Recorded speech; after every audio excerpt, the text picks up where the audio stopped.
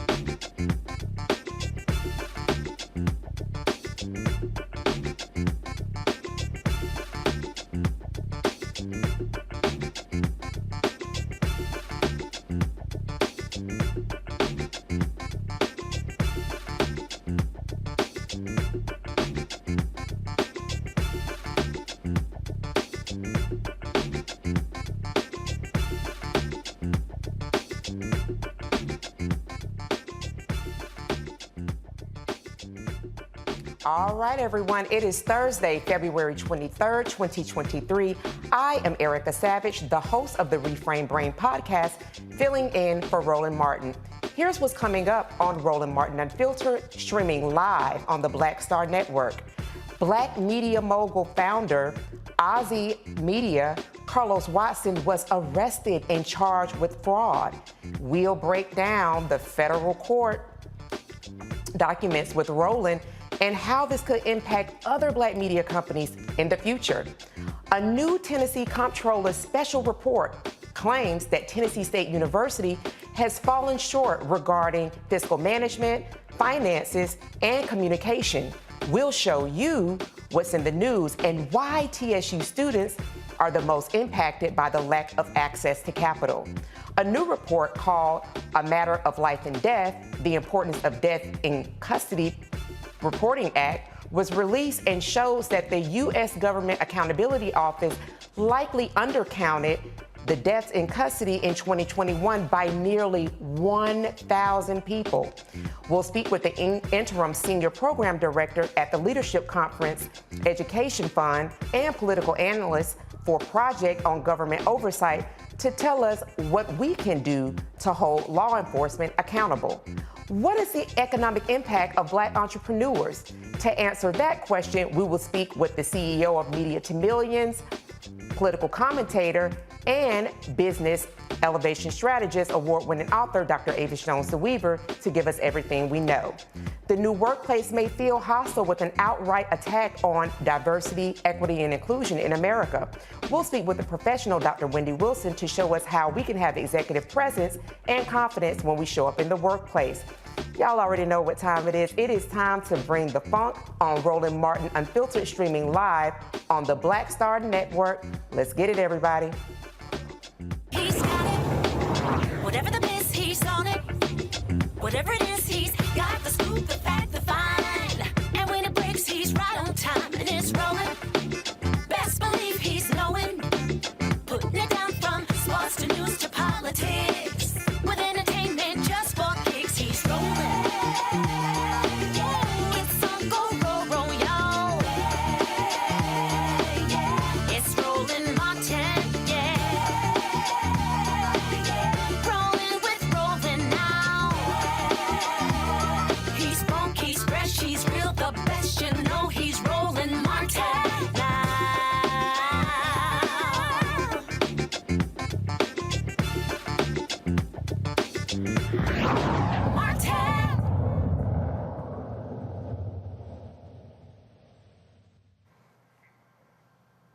Today, a Black media mogul was arrested by the FBI in New York on federal fraud charges.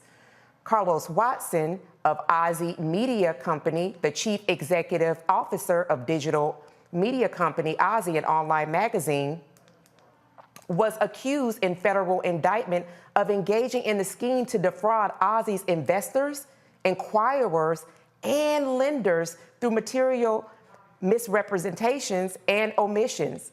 Watson allegedly has misled potential investors since 2018 about how profitable the company was, business projections, and the identities of its investors. If convicted, Watson faces a mandatory minimum sentence of 2 years imprisonment and a maximum sentence of 37 years. Here to discuss this case, we have none other than Roland Martin, award-winning journalist, host, and owner of Roland Martin Unfiltered, joining us now. Roland, breaking news. So here's the deal. I'm here in Huntsville, Alabama. I'm about to speak to the AKAs at the regional conference here. This story broke this morning, probably about 9:30, when the story went out. The Wall Street Journal actually broke the story. And I can tell you right now, it is an unbelievable. I'm reading the 42-page indictment, and it is shocking. It is stunning. It details how they actually falsified documents, forged signatures, impersonated executives, how they lied about their revenue, lied about anticipated revenue, lied about their expenses. They were losing lots of money. And the fraud goes on year after year. Literally, I am only 21 pages into this indictment.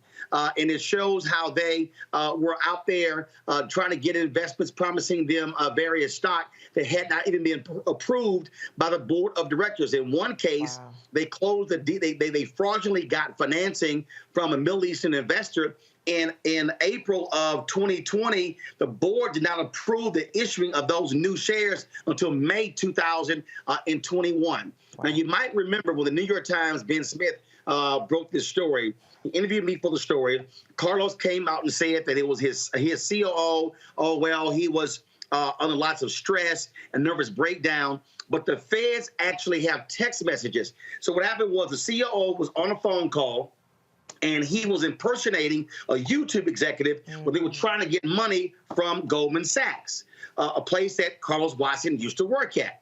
And so Carlos came out and said, well, this guy had a nervous breakdown. I'm not sure what happened. But the feds are saying while the call was taking place, Carlos was texting the man what to say on the call. Now, here's the other deal. Here's what is crazy. So the SEC is also filing a $50 million civil suit against Watson and Ozzie. Now you have this federal issue. Yet just 2 weeks ago, Carlos Watson was at IPG's media upfronts. My people were there, said he was walking around like a proud peacock, taking photos. He presented on the stage just 2 weeks ago. And so there's a quote here. This is, if you want to understand how crazy, this is after this story ran. This is a quote from Kathy Boyle, who is an executive with Magna. This is a major ad agency. IPG is under them. She literally said that they had lots of things to pitch. First of all, I got to read it. Let me just find it. First of all, let me read this first. This is what the U.S. attorney is African-American. His name is Breon Peace. This is what he said in the press release. As alleged, Carlos Watson is a con man whose business strategy was based on outright deceit and fraud. He ran Ozzie as a criminal organization rather than as a reputable media company. Michael Driscoll, the assistant director in charge of the FBI New York's field office, said Watson, quote, repeatedly attempted to entice both investors and lenders through a series of deliberate deceptions and fabrications. Now, that was what they released today. Now, here's what's crazy. Kathy Doyle is the executive vice president of local investment at Magna. This is what she said 2 weeks ago about Ozzie presenting at IPG's upfront. Quote, they have a lot to pitch. They have some bumps in the road. It's about giving people chances. Carlos has been really dedicated to getting it right. Wow. Now, here's the deal, okay? I met with IPG and Magna in November. Haven't heard back from them. So here we have a black-owned company, profitable, real revenue, no fraudulent numbers, yet they are propping this guy up. I'm told other ad agencies were saying, let's do business with this guy. Other companies were still doing deals. The man was under federal investigation, and they're still doing business. Here's what this is all about, okay? Harvard educated, Stanford educated. Carlos Watson was the safe black guy. He was the guy that white folks were comfortable with. And so, oh no, Roland Martin, he's dangerous. But hey, we really like Carlos. He was running a fraud. Anybody, we're going to upload this to the blackstarnetwork.com website, also RolandMartinUnfiltered.com. If y'all read this 42-page indictment, it is shocking. It is stunning. They were frauds from top to bottom. And here's how we knew they were frauds. They were getting, when he launched his YouTube show, they were getting like 1 million views, but 15 to 20 comments. So I called Keenan. I said, Keenan, do you know what's going on here? There's no way you can do 1 million views and get 15, 20 comments. No, you get thousands of comments. So they were scraping. So the thing here is, to everybody who's watching and paying attention, understand how white ad agencies and these white companies want to pick and choose what black folks to support.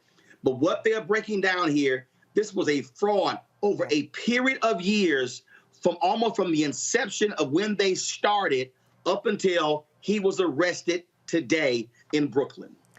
Wow, Roland, breaking news. Thank you for ensuring that our audience was apprised of this. The Roland Martin Unfiltered audience, highly intelligent. As Roland said, the document will be uploaded to blackstarnetwork.com, so you can feel welcome to go and read at your leisure. Thank you so much, Roland, for being on. All right, we'll break it down further when I'm back on the air tomorrow from Los Angeles. Absolutely. Be well in Huntsville. Appreciate it. All right, so we're gonna go to break, pay some bills, and we'll be right back with our panel and to discuss some more. Stay close. Hatred on the streets, a horrific scene, a white nationalist rally that descended into deadly violence. White people are losing their damn minds. As an angry pro-Trump mob storms the U.S. Capitol, we've seen shooting. We're about to see the rise of what I call white minority resistance.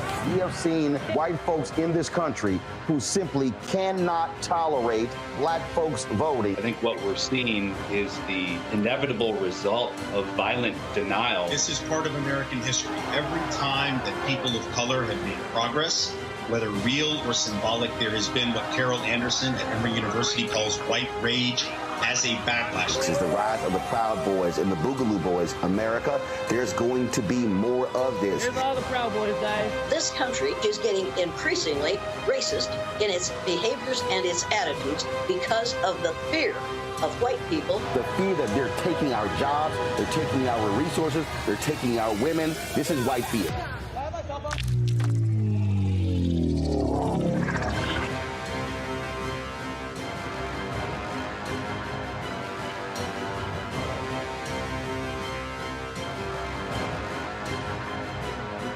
Pull up a chair, take your seat at the Black Table with me, Dr. Greg Carr, here on the Black Star Network.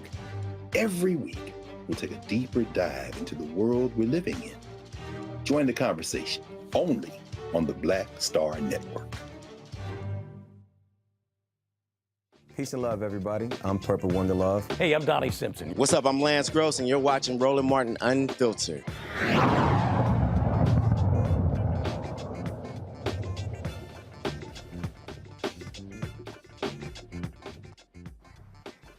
All right, welcome back to Roland Martin Unfiltered, streaming live on the Black Star Network app. And we're going to go ahead and bring in our panel for comments. Starting in us off is going to be Dr. Greg Carr, Department of Afro-American Studies at Howard University. We then have Pastor Shannon Wright, CEO of Urban Engagement, Dr. Larry Walker. And then we also have...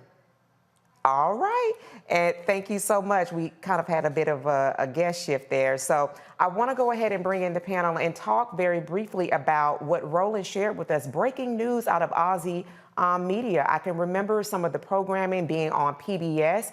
We're going to kick it off and start with you, Dr. Carr. What is your reaction to what we just heard, specifically around these indictments, the arrests, the charges, and that essentially the FBI has been looking at Mr. Watson for several years now?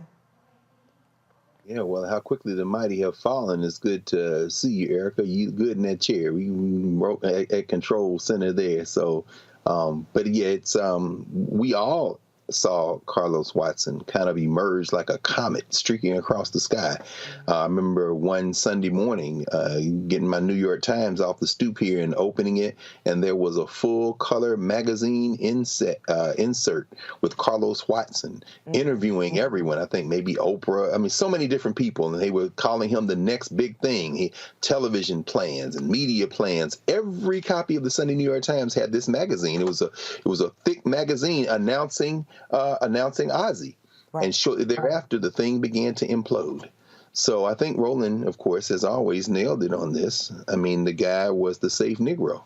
And now that it has been determined that he's not that safe Negro, looks like they're getting ready to run from him. And his COO, Rao, pled guilty already to fraud. So God only knows they got him chapter and verse now because the man is already flipped. So I guess we'll see what happens.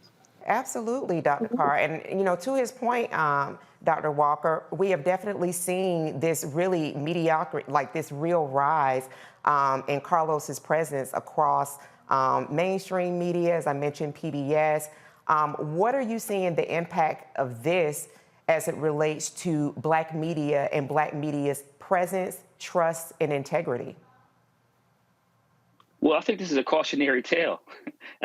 Dr. Carr highlighted in terms of his rise and clearly his downfall. It also is clearly he was running a pyramid scheme. I think that's the best way to describe what's happened here with this indictment and obviously the federal government's involvement. But I think that, obviously Roland has talked about his work in Black media and running his own company. And I'm hoping that those investors that invested in this company because he was more safe or appealing to certain demographics, realize that Roland has a product here that is not only making money, but is given the opportunity to discuss really important issues that impact a number of Americans. Yeah. But one of the problems we deal with when Black folks do something is that we're held to a different standard. Yeah. So you see with obviously him being indicted, but also I'm hoping that this doesn't have a negative impact on other in Black media. They're trying to do the right thing in terms of, like I said, bring positive and important topics to the Black community. And obviously Roland has talked a lot about the small numbers in terms of money that is dedicated to Black media. So while this is a cautionary tale, I hope it doesn't signify that, those who find mainstream brothers and sisters, they would prefer to give those individuals money. I hope it signifies that they're really realizing that you have to put your money where the numbers actually add up. Oh, gosh, that's such an important point to really underscore, that you put your money not only where the dollar's at, but where their eyes are at. When we're thinking about Roland Martin Unfiltered, this is a daily digital platform. And even going back and having a cursory look at the people, there is engaging commentary that's happening in the comments.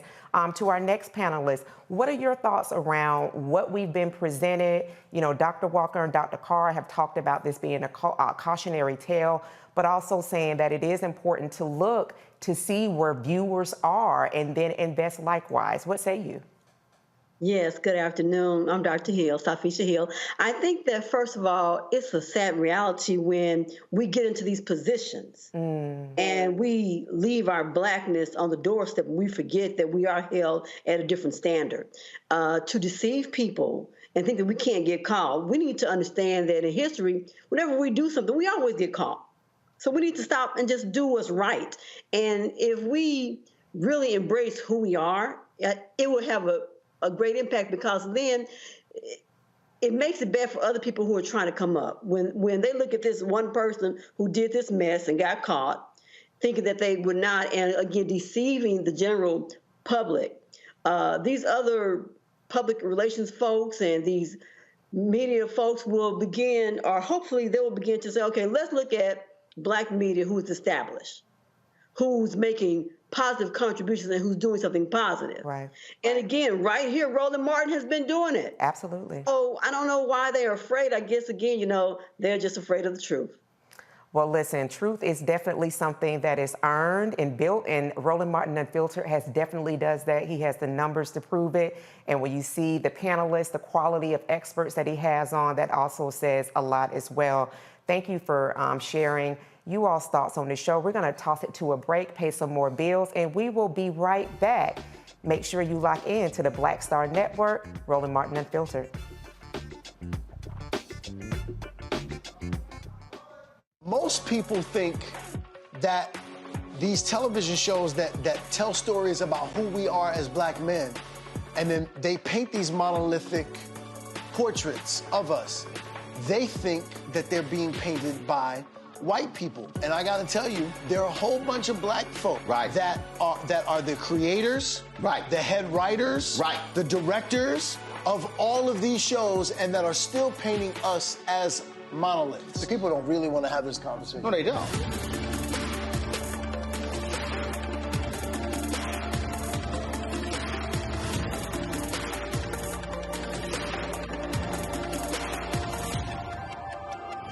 Next on the Black Table with me, Greg Carr. An hour of living history with Dr. Richard Mariba Kelsey, thinker, builder, author, and one of the most important and impactful elders in the African American community. He reflects on his full and rich life and shares his incomparable wisdom about our past, present, and future. African genius is saying that my uncle was a genius, my brother was a genius, my neighbor was a genius.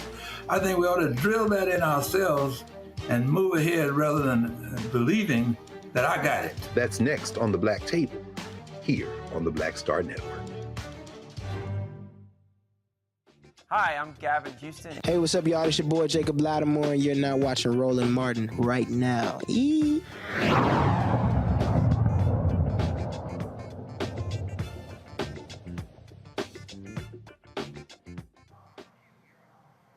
Tennessee's Comptroller report claims the HBCU, Tennessee State University, has repeatedly fallen short regarding management, finances, and communication.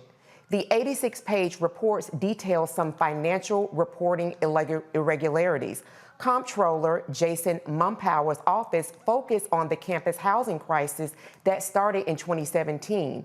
It was only exacerbated in 2022 when TSU quadrupled the scholarship budget from $6.4 million to $28.3 million, with nowhere near the dorm space they needed for that influx of students. We're going to have a representative from TSU coming in to respond to us, but we want to go ahead and start talking to our panel right now. Now, I want to start again with Dr. Carr. You are an alumnus of Tennessee State. And one of the things that I found really interesting in reading this report was it did seem like the impetus for, that was formed around this special report from the Comptroller's office was the housing crisis. But as the report continued, some of the other messaging that said that was giving rise to why this report was, this special report was published is there were communication issues, specifically parents and students with regard to scholarship, with regard to housing status. Those were some interesting things. And then there was just a lack of transparency. Before we get into some of the policies and some of the recommendations that came from the Comptroller's office, that came from also TSAC, can you talk a little bit about what on the face of this report made you, what on the face of this report was alarming to you? And then do you believe that this was a politically motivated audit? Power is a Trump-adjacent Klansman. Remember last spring, this is the same Tennessee Trump devilish devilment comptroller that tried to take over Mason, Tennessee. Remember the story we talked about around this time last year? Jason Trumpauer is the latest in a long line of Klan-adjacent white nationalists in Tennessee who have been trying to destroy Tennessee State for many years. This is a report that is absolutely a political hit. I was a student body president my senior year at Tennessee State. We took buses of students to Tennessee to protest against the appointment of Tom Garland to lead the Tennessee Board of Regents at the time. Tennessee State was under the Board of Regents at the time. Tennessee State got its own board of directors fairly recently. So if they went back under the board, that would be resuming business as usual. The Board of Regents has been a Klan-adjacent group that has attempted to dismantle Tennessee State ever since integration was put in place. And the Geyer versus Alexander case filed beginning in the late 1960s and the stipulation of settlement that was in place in the 1980s when I went there. We stand against them fully. They are white nationalists who must break their backs. They are angry at Tennessee State for the same reason that all of the white nationalists in the entire country, all of whose backs must be broken, are angry at historically black colleges and universities as our children pour into them in unprecedented numbers. Tennessee State is being held hostage by a white nationalist supermajority in the Tennessee State legislature, a white nationalist governor, and a group that is determined to try to break the will of Tennessee State. Its president, Glenda Baskin-Glover. There is nothing in that report that talks about embezzlement or some form of mismanagement. Lack of communications means you uppity Negroes are trying to let all these students in, and when they're determined not to give you the money to build new dorms, they had to threaten going to court to get a half of what Tennessee State has been owed in terms of hundreds of millions of dollars, and that money has now been designated to help construct new dorms, but the legislature still trying to tell them to do with the money. Don't get me started on these Klan-adjacent bastards who are attacking Tennessee State the same way the Mississippi legislature has attacked Jackson State, the same way the Florida legislature has tried to attack Florida A&M, the same way that North Carolina A&T has been punished because they let too many out-of-state students in. This is straight white nationalism. And damn it, if we don't fight these crackers tooth and nail, if we don't fight them tooth and nail, we deserve what we get. Jason Mumpower is a Klan-adjacent racist. Let's dance, bastard. Listen, you heard it here, straight out of Dr. Carr, an alumnus of Tennessee State University. And on that note, we're going to bring in Danny Glover. He is the Public Engagement Manager at Apex Clean Energy. He's joining us now to discuss this report. He's also a Tennessee State alum who served as the 70th SGA president. Thank you so much, Mr. Glover, for joining us today. You've heard Dr. Greg Carr, who is a proud alumnus, discuss his disdain specifically for the special reports out of the Comptroller's office. I'll give you a moment before I get into some questions around what is your response to this report that has been published and has gone through the Board of Regents and has been essentially validated. Yeah, well, firstly, thank you to the show, everybody, for having us on to be able to broadcast this message to the American public. But my response to the Comptroller's report, I thought it was extremely disrespectful.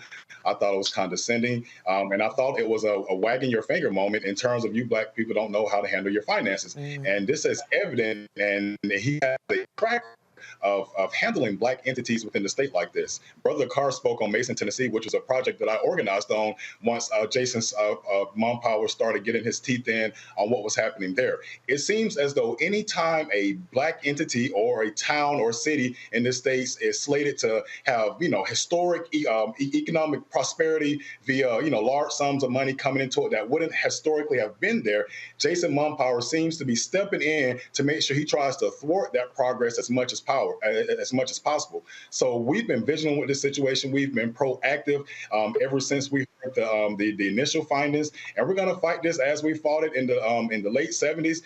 It's in our big blue blood to push back against the Tennessee legislature, and we're going to do it this time as we did in the late 70s, early 80s.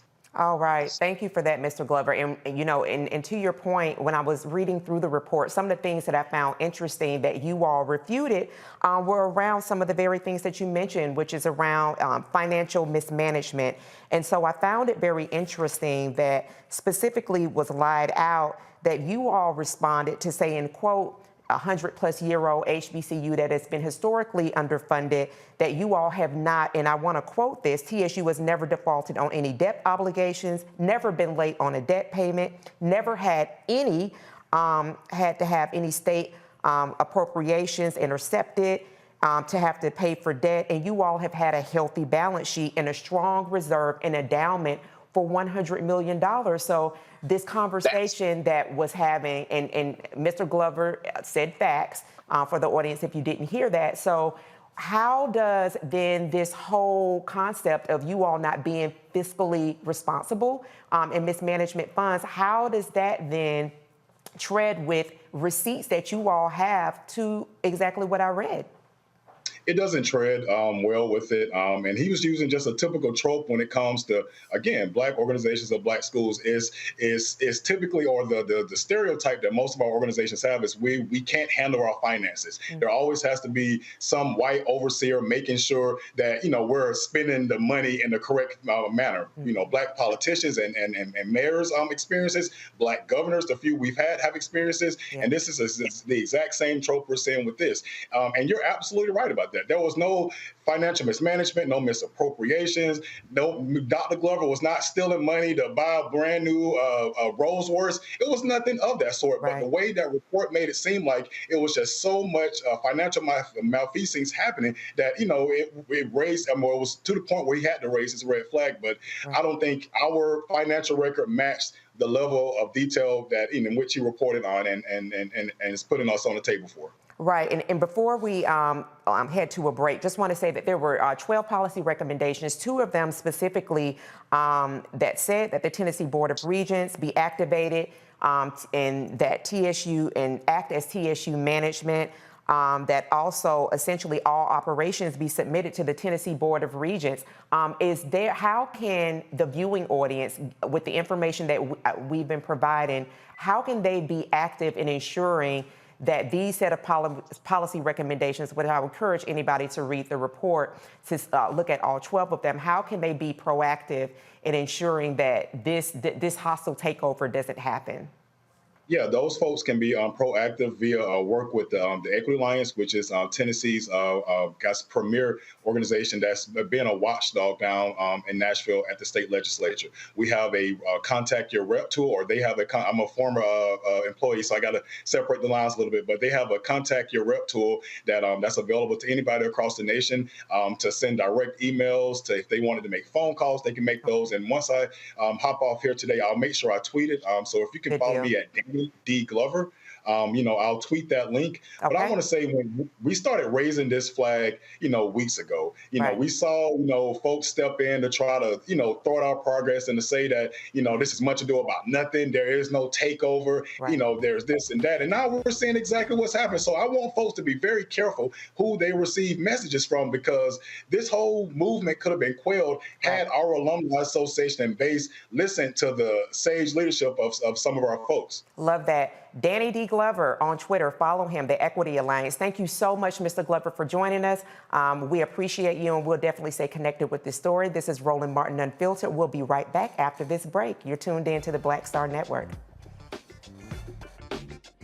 When you talk about blackness and what happens in black culture, we're about covering these things that matter to us, speaking to our issues and concerns. This is a genuine people-powered movement. There's a lot of stuff that we're not getting. You get it, and you spread the word. We wish to plead our own cause. Too long have others spoken for us. We cannot tell our own story if we can't pay for it. This is about covering us. Invest in black-owned media. Your dollars matter. We don't have to keep asking them to cover our stuff. So please support us in what we do, folks. We want to hit 2,000 people, $50 this month, raise $100,000. We're behind 100,000, so we want to hit that. Y'all money makes this possible. Checks and money orders go to P.O. Box 57196, Washington, D.C. 20037-0196. The Cash App is $RM Unfiltered. PayPal is R Martin Unfiltered. Venmo is RM Unfiltered. Zelle is roland@rolandsmartin.com. On a next, A Balanced Life with me, Dr. Jackie, a relationship that we have to have. We're often afraid of it and don't like to talk about it. That's right, we're talking about our relationship with money. And here's the thing, our relationship with money oftentimes determines whether we have it or not. The truth is you cannot change what you will not acknowledge. Balancing your relationship with your pocketbook. That's next on A Balanced Life with me, Dr. Jackie, here at Black Star Network. We're all impacted by the culture, whether we know it or not. From politics to music and entertainment, it's a huge part of our lives, and we're going to talk about it every day right here on The Culture with me, Faraji Muhammad, only on the Black Star Network.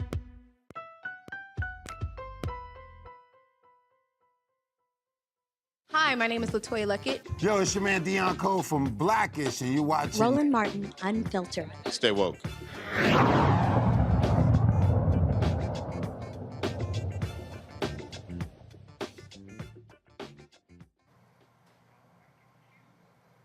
At least once a week, we hear about people dying in police custody. These aren't any statistics on how many people die in custody yearly. A new report called A Matter of Life and Death, the Importance of the Death in Custody Reporting Act was released. It analyzes past efforts to implement the Death in Custody Reporting Act and how essential requirements have changed with each reauthorization. Joining me now to talk about those studies is Mr. Janowski. We appreciate you coming in. David Janowski from Milwaukee, Wisconsin, from the Leadership Conference, a policy analyst on the project on government oversight from Berkeley, California. Thank you so much for coming on and connecting with us today.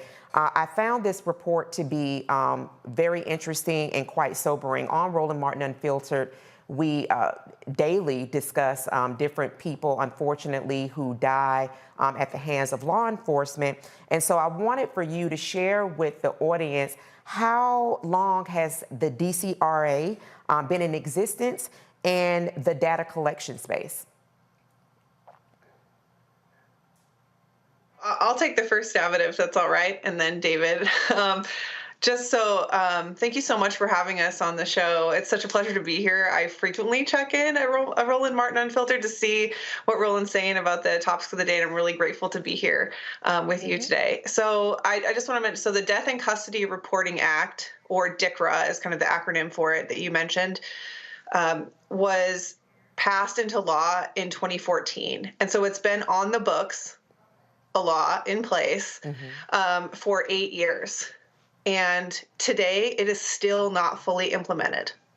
And so that's why we wrote the report. Right. That's why the Leadership Conference, which is the org I work for, and the Project on Government Oversight partnered together to really highlight how problematic this issue is. We don't even have the data to talk about everyone who's dying in custody right now. Yeah, I found that to be very sad and just mind-blowing that this data has been collected over a period of 9 to 10 years. And Bree, for us to kind of dig further into that, I also found interesting when looking at the reporting that you all published, that there was a compliance piece that you all placed in there that I was not aware about. And that compliance piece would essentially reduce funding by 10% for those agencies that did not comply with the DCRA if enacted. And that was the Edward Bine Memorial Justice Assistance Grant Program. I don't know if you or David would want to share with the audience what that is and how much money we're talking about. When we talk about a 10% reduction, we're not talking about $200 and a mere $20 that they would be losing. So either one of you, Bree or David, would you like to share a little bit more around specifically what that award program is and how much money they bring in annually? Sure. So the Burn JAG program is one of the largest federal grant programs that goes from the federal government to state and local law enforcement. We're talking, I don't have the exact number in front of me, but in the neighborhood of $100 million a year. So when that gets split out between 50 states and additional territories, this is a non-negligible amount of money that, we think if it's withheld from states, if they lose that 10%, that could really spur them to comply more fully with this law. Yeah, and I think I was reading you all's report, and reading when I was further researching into it. I think like last year they got $7.6 billion, which is not, as you were talking about, $100 billion is not a small amount to gnaw on, but definitely $7 billion is not either. I want to bring in my panel for questions, and so we'll start with Dr. Hill. Dr. Hill, what are your questions that you have for David and Bree? My first question is, why do you think these agencies are not reporting these numbers correctly? Yeah, I mean, I think we would probably come to similar conclusions about that. I think that the criminal legal system benefits mightily from being non-transparent about what's going on. There's also, I think there's something specific to the criminal legal system sector that has resulted in just an allowance of not providing information that like every other sector has to provide. I was having a conversation, DCRA has been on our minds because we've been working on this report, and I started, I've just been talking to everyone about it. And I was talking to a friend of mine who's an accountant. He said, what do you mean jails and prisons don't report who died in their custody? It's a number, it's a fact of a matter. It's a 1 or 0, right? Someone's alive or they're not, and that's a count. What do you mean they don't have that? And so I think, your question, I assume, is getting at, how are people benefiting from this information not being available to the public, not being available to decision makers? We know that effective policy advocacy requires data. A lot of times if people bring their lived experience and they don't have data to back it up, decision makers will dismiss them out of hand at every level of government, local, state, or federal. And so I do think not providing this information gives the Justice Department and the rest of the criminal legal system a lot of cover that is bad for the American public. Yeah, and before we go to Dr. Walker next, just want to say that you also note in your reporting, Bree and David, that the requirements for the Department of Justice to collect this data and for also them to provide strategies to reduce harm. And we're talking about the numbers that you all share, 19,450 law enforcement agencies, 600, over 600 medical examiners and coroner's office. And then when we're talking about at a local level, 2,800 local adult jails and jurisdictions over the United States and territories. So there's another component for them to cooperate in order for this framework to work. That's exactly right. I think, we talk about the count, and the count is a critical first step, but the law is very clear that the purpose behind this data collection effort is to study how to reduce deaths in custody. And I think, lots of these deaths are preventable and should be prevented, but they're not going to be prevented until we take this first step of counting them. Absolutely. Dr. Walker, your question for Bree and David. Yeah, so thank you for this important study. And I make the argument this is less about policy and more how people value individuals' humanity, particularly Black and Brown communities. So I wanted to say that first. Secondly, I wanted to just find out in terms of various constituencies, particularly the CBC Congressional Black Caucus and Congressional Hispanic Caucus, in terms of if you reached out to them or gotten a response from anyone related to those two entities in terms of what you found in the study. So I would say, I'm going to jump in. Sorry, David, I can't see you right now, so it's hard for me to figure out who's going to go. But so the report was just made live and was launched yesterday.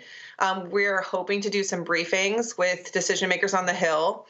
This report was really geared, it is for public education, but we're really trying to get it in the hands of decision makers and also advocates, because the more people know about the failure of the federal government to collect this information, I think the more effective the advocacy can be. So certainly meeting with the CBC is on our list, and I think it could be really powerful and really helpful to do that. Absolutely. Bree and David, thank you so much for your time and for sharing this information. It definitely will be published on Black Star Network. And we're going to go to a break. We'll be right back with more on Roland Martin Unfiltered on the Black Star Network.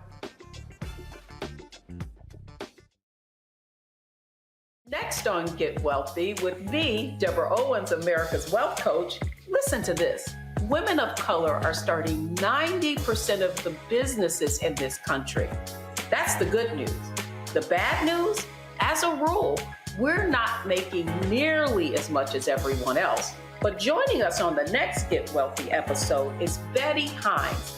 She's a business strategist, and she's showing women how to elevate other women. I don't like to say this openly, but we're getting better at it.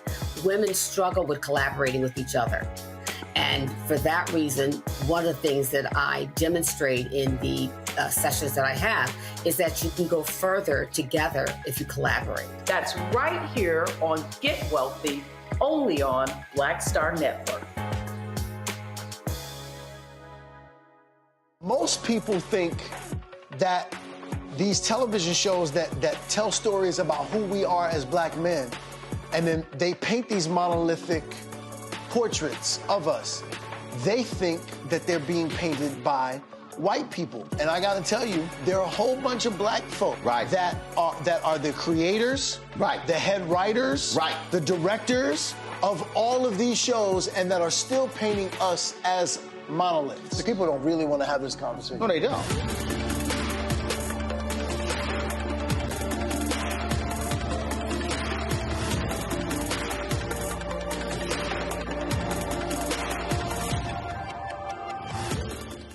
Riddle. What's up, y'all? I'm Will Packer. I'm Chrisette Michelle. Hi, I'm Chaley Rose, and you're watching Roland Martin Unfiltered.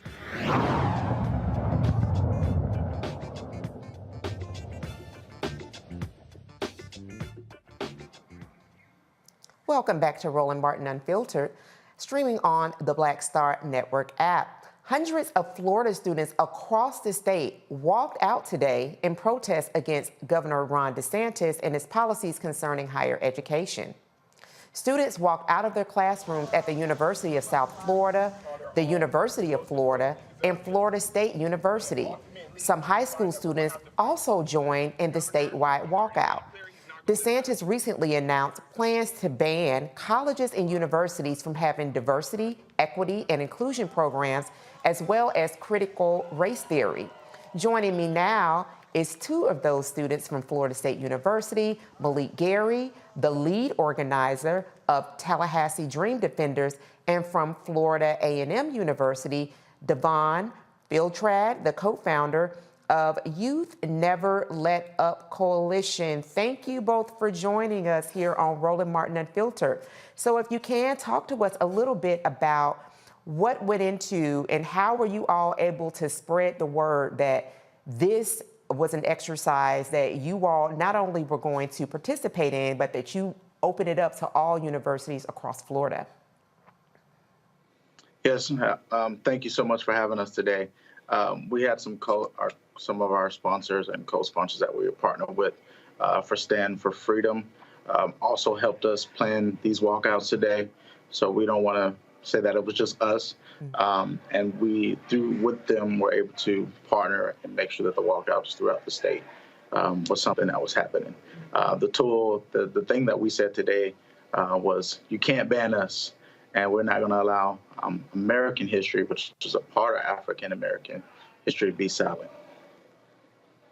Absolutely. And so, I mean, you are in a hotbed state. Plenty of people come to party, to kick it in Florida, thinking about Miami, thinking about the Keys, those areas. But there's a real battle that's happening, and it's hitting right at home with you all. And we've been covering what's been happening in Florida, specifically around the academia circle here in length on Roland Martin Unfiltered. So to hear about transgender bans, to hear about the extraction of AP African American Studies, what kind of conversations are you all having as students who are actually bearing the brunt of these decisions that are being made by the executive of your state?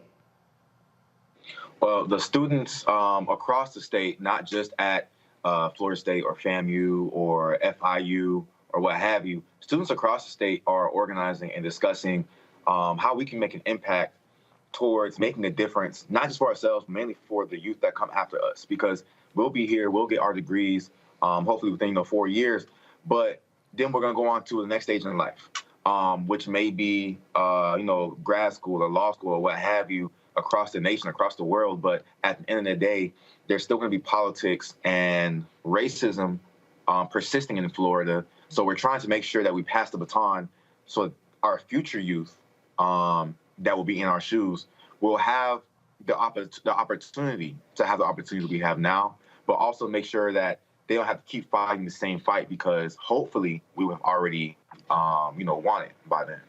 Yeah, and to echo Devin, this governor is going to try to be the next president of the United States of America.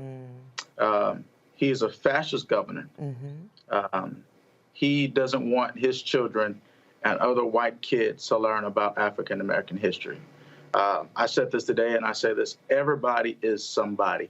I think that comes from Reverend Jesse Jackson, and we have to really stand in there, no matter what color skin you are. I think we have to remember what Dr. King's dream was, and that we wouldn't judge folks by the color of their skin, but their integrity that they hold within inside.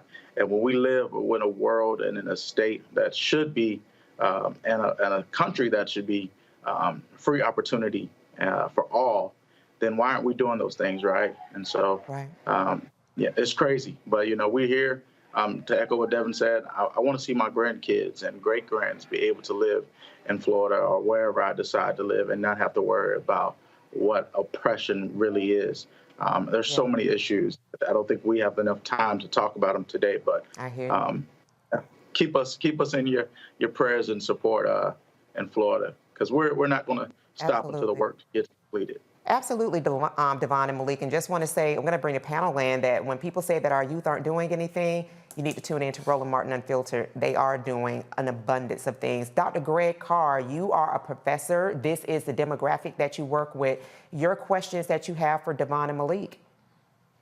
And thank you, Erica, and thank you, brothers, Devon and Malik, and FAMU. I'm glad to see FAM at the table. Your former president, the late Fred Humphreys, was my president at Tennessee State for 2 years. Then he went home to FAM, his alma mater. So we know all about punching white supremacists in the mouth and erasing all of their damn dentures, intellectually, that is.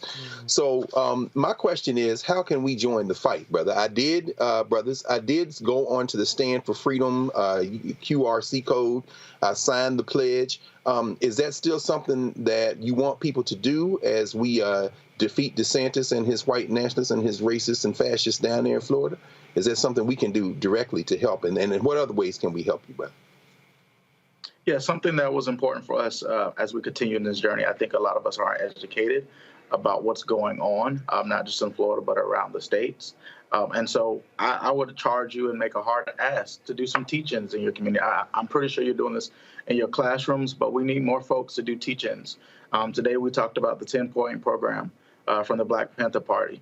Because I don't know if you know here, but he's been in our books. So the opportunity to read a book and learn that history has been wiped away. And so now is the time that we actually talk about educating each other politically, mentally, and spiritually, all those things that we have to do them among ourselves.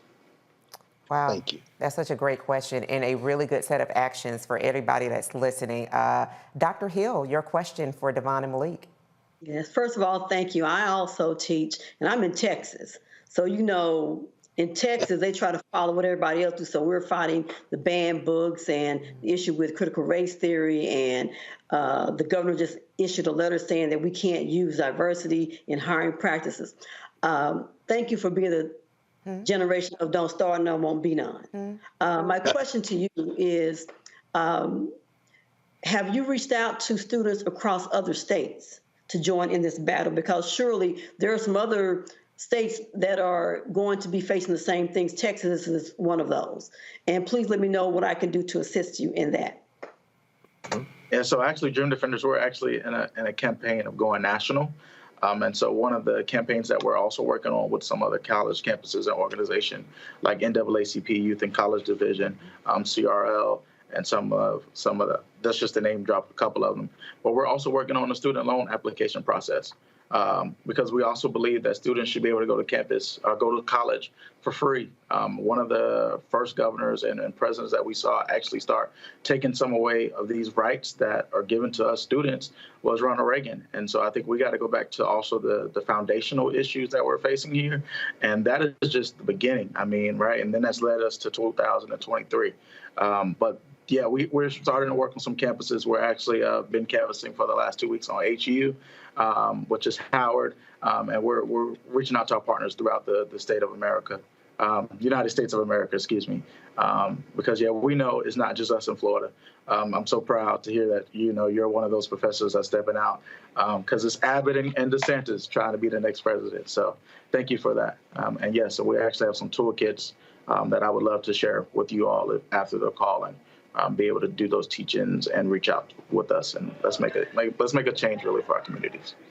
Absolutely. And our third professor on panel, we have about a minute and a half. Dr. Walker, your questions for Devon and Malik. Yeah. So, gentlemen, congratulations on your advocacy. I can add that I'm right here with you. I'm a professor here in the state, so understand and very familiar with the student walkout today, and support you 110%. The thing I want to talk about is, can you share with the audience in ways in which people can fund some of the initiatives you talked about and some of the future initiatives? What's the best way for people to support your initiatives financially? I'll actually let Malik answer that one. I want to make sure that he has that amplified for not just Dream Defenders, but other coalitions and groups in the state. So I'll let him answer. Yeah, you can go to dreamdefenders.org, and we have a donate page. We need all the support and help we can get. We've actually just finished our 10-year anniversary last year, which we started in 2012 after the killing of Trayvon Martin and the Stand Your Ground law. Now, come in 2023, we're dealing with a permitless carry bill that he's trying to pass. So we need all the help we can. I believe Devin can give you some information about his organization, Stand for Freedom. You can go to their website as well and help donate there. But yeah, we definitely need all the help we can get with our real grassroots doing the work. And I'll pass it to Devin. Yes, I know you're short on time, so I'll make it quick on what I have to say. I am the co-founder of Youth Never Let Up Coalition. You see Emmett Till on our shirt, or excuse me, my shirt. We work with the family of Emmett Till, the White House. We're international. We do work in Africa as well. So we're only less than a year old. And I encourage everyone to, if they can't work with Dream Defenders, if they can't work with Youth Never Let Up Coalition, make your own. That's what we did. That's what Dream Defenders did. So if you don't have the individuals or the groups or entities in your area to help make change, make the change yourself. And that's specifically for the youth, because, sometimes we don't have the answers, but we can create the answers ourselves. Absolutely. So I would say if you don't have the ability to join YNLU or Dream Defenders or, other organizations, right, make your own and, make the change yourself, because we need everybody we can get. Yeah, because we definitely want to be part of the good trouble, like John Lewis stated. And you all are. And we want to say thank you so much. Thank you for your time. Thank you for your energy. Again, when people say our youth aren't doing anything, they're doing plenty. They are organized and they are ready to go. Thank you so much for joining us, Devin and Malik. You're watching Roland Martin Unfiltered on the Black Star Network. We'll be right back. Folks, Black Star Network is here. I'm real revolutionary right now. Support this man, Black Media. He makes sure that our stories are told. Thank you for being the voice of Black America, Roland. Stay black. I love y'all. All momentum we have now, we have to keep this going. The video looks phenomenal. See, this difference between Black Star Network and Black-owned media and something like CNN. You can't be Black-owned media and be scared. It's time to be smart. Bring your eyeballs home. You dig?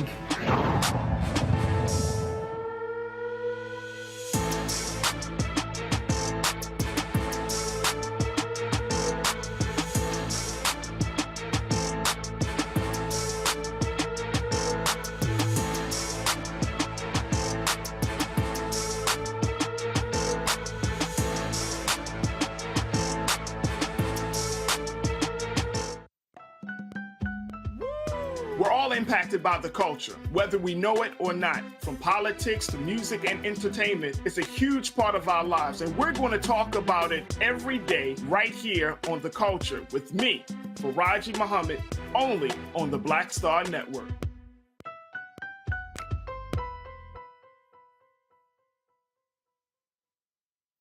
I'm Deborah Owens, America's Wealth Coach, and my new show, Get Wealthy, focuses on the things that your financial advisor and bank isn't telling you, but you absolutely need to know.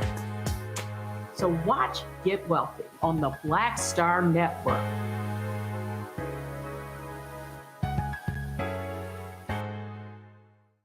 Hi, my name is LaToya Luckett. Yo, it's your man Dion Cole from Blackish, and you're watching Roland Martin Unfiltered. Stay woke.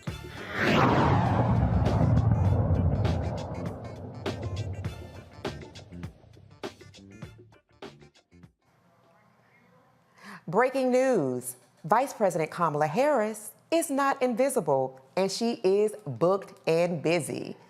Today, Senior Advisor for Public Engagement, Keisha Lance Bottoms, hosted student journalists representing 47 historically Black colleges and universities nationwide to the White House for a press briefing. The students asked Vice President Harris and Bottoms about their issues in their respective communities. As we enter midway into the presidential election season, the VP expert and encyclopedia of Vice President Harris and the host of the Reese Colbert Show that is on Sirius XM Urban View Channel 126 every Saturday at 3:00 p.m. Eastern Standard Time joins us to share previous and upcoming VEEP events for voters to bookmark as the media continues to claim a lack of visibility of Harris. Thank you so much for joining us, VIP panelist Reese Colbert. Thank you, Erica. You're doing a fabulous job hosting. Oh, thank you, sis. I certainly appreciate you. So I know that you already had something planned, but I really appreciated you coming on today because I really wanted to address this continued reporting about absence of VP Harris and seeing, a cursory look at the White House, especially her readouts, will share with people that she's having and attending and very engaged in events every month throughout the year.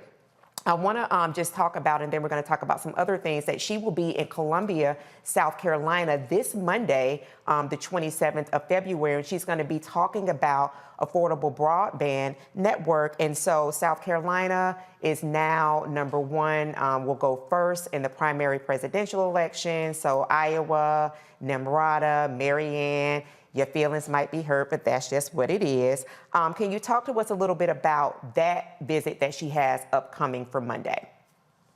Well, yeah, I think what her South Carolina visit is going to highlight is that she's actually getting shit done in her portfolio. Broadband access was one of the things that was tasked to her by President Biden, and that was a major part of the infrastructure package that was passed on a bipartisan basis. So not only has the administration already cut the cost of broadband, I don't know if you remember, 1 million families were eligible for lower broadband access last year, several hundred thousand signed up, but they're actually expanding broadband access throughout the state of South Carolina, throughout rural communities, and throughout the country. And so this is one of those areas where Vice President Kamala Harris doesn't get a lot of credit for. But if you remember back in when she was a senator during her campaign, this was one of the areas that she championed. So it's a good thing to see that she's able to go back to these communities and say, these are the accomplishments that we have from the Biden-Harris administration. Tangible, so to speak. And as a person that is from a rural community, I know that access to broadband, no matter where a person lives, is highly important. So South Carolina, Georgia being those states that are in the top 5 for the presidential primary, and for Vice President Harris, who, as you well know, when it was announced she was going to be on the ticket, $48 million were raised. Some people are still big mad about that, but she has a draw, she has a presence, and she is active. And speaking of activity, she was just in the DMV, which, she lives here in D.C., but she was just in Maryland with the newly elected governor, Wes Moore, aboard a historically Black college, Bowie State University, and she was talking about home affordability. Can you walk us through her being there and the importance of her being on an HBCU campus, talking about things people go to higher education institutions to be able to afford nice homes after they graduate. So could you talk to us about that visit and the outcomes that she had? Yeah, this is another area where we're seeing the Biden-Harris administration pick up the mantle of Vice President Kamala Harris's presidential platform.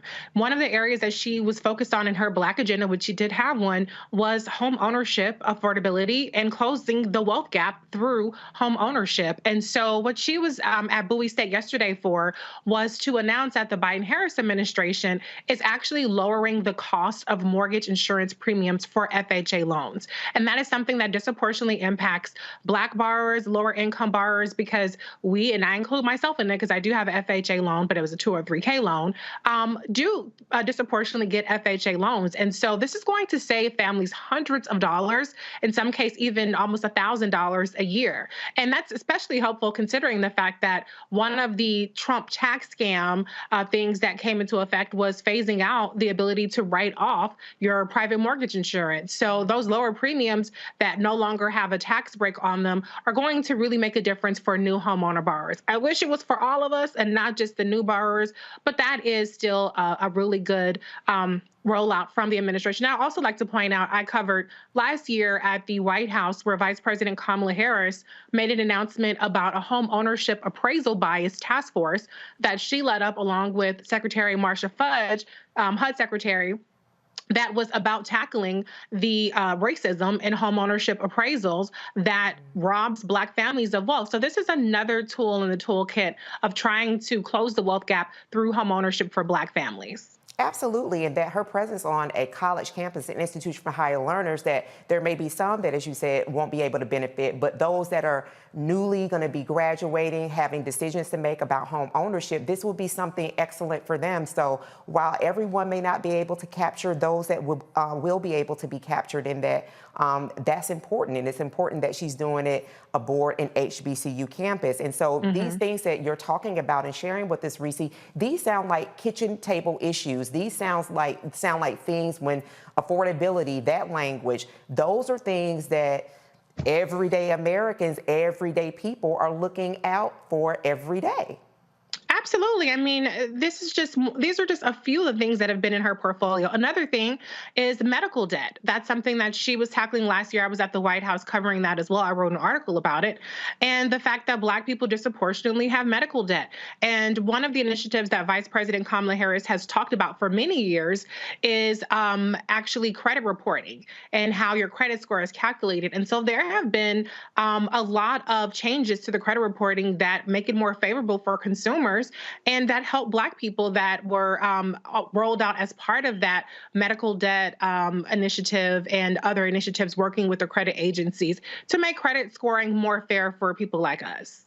Absolutely. And so these are things, as you said, that do impact our community. So all I'm hearing are checklists. So as people start thinking about what they want, when people start asking, what have you done for me lately? It sounds like VP Harris has definitely been checking those boxes in her office. I'm going to go to the panel for people to ask questions, and I want to start out with our fellow VIP Thursday member, Dr. Greg Carr. Dr. Carr, you have any questions for Reese around VP Harris's visibility and her activity here throughout the United States? No, I mean, this is wonderful, and thank you, Reese, for updating us, and for, something you and Roland talked about last week and the week before as well. I think, just this idea of making sure that we know what the Vice President is doing and what this administration is doing and how it impacts us in the real world. I'm very excited to see this meeting today with these HBCU journalists, with she and former Mayor Keisha Lance Bottoms. I'm wondering, with all of the information that's out there and all of the distractions and everything that's streaming everywhere all the time, how do we punch through the noise? I mean, I know this is part of it for sure. But those journalists, those young journalists who will be reporting their student newspapers, and that's important. But there's so many distractions out of here. How do we continue to just ramp this up so people do know what Vice President Harris is doing and what this administration is doing? Thank you, Dr. Carr. It's always good to be with you. And I absolutely agree with you. It was incredibly important to have these students here. And I will note that per the White House Black African-American media director, all of the HBCUs were invited.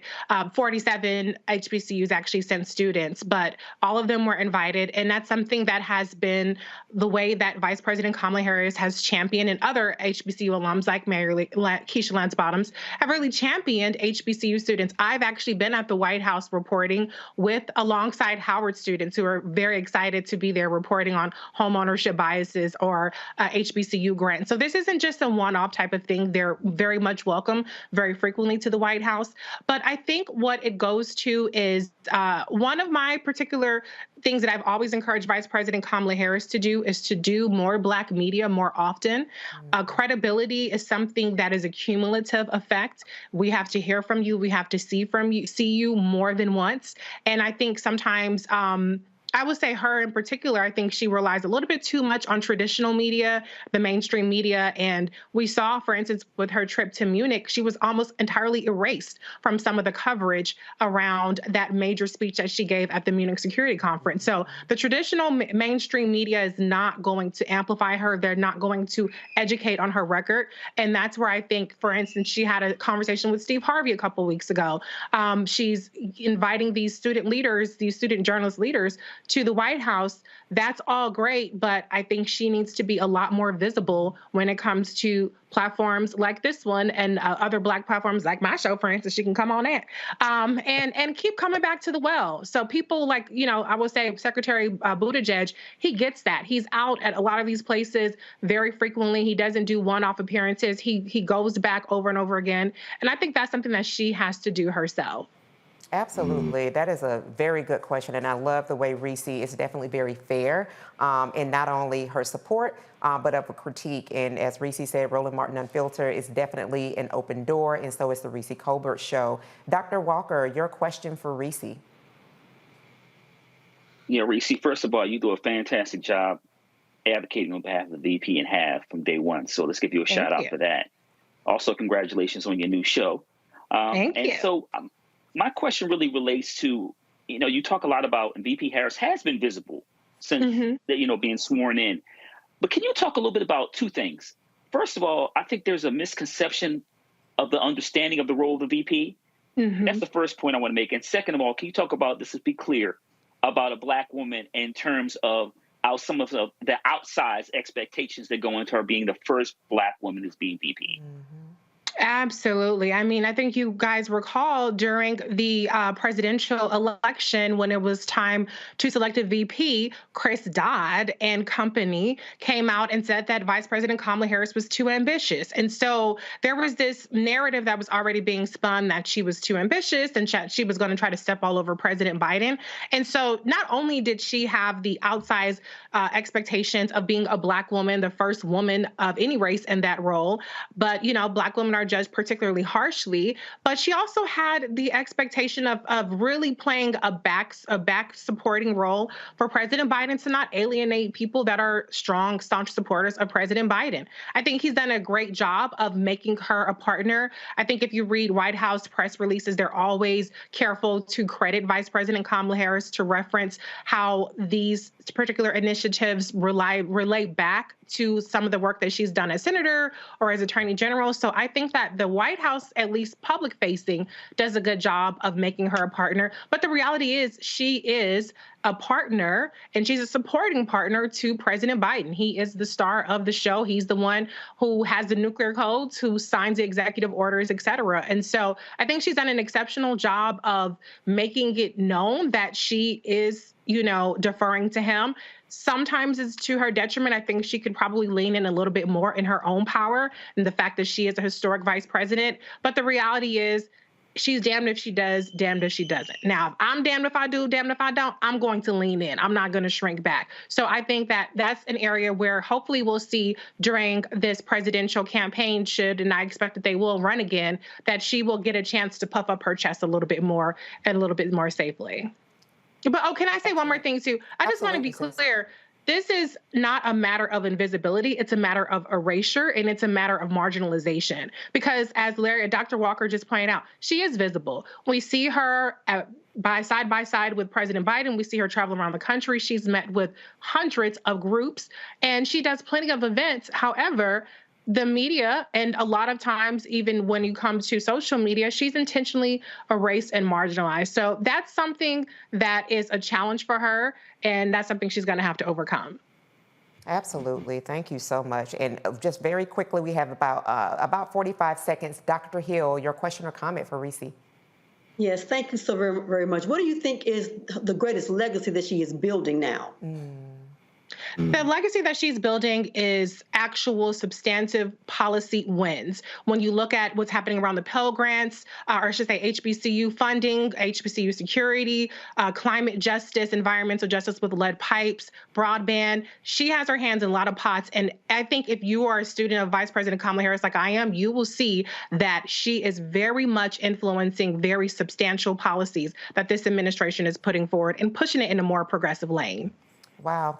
Reese Colbert, the host of the Reese Colbert Show on Sirius XM, Urban View Channel 126, every Saturday at 3 p.m. Eastern Standard Time. Thank you so much for your time today, sis.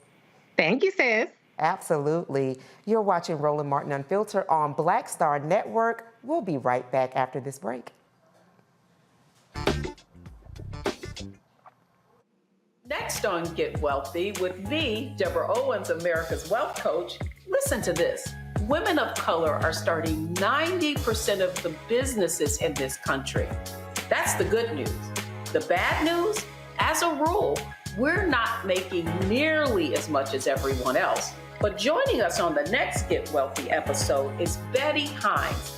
She's a business strategist, and she's showing women how to elevate other women. I don't like to say this openly, but we're getting better at it. Women struggle with collaborating with each other.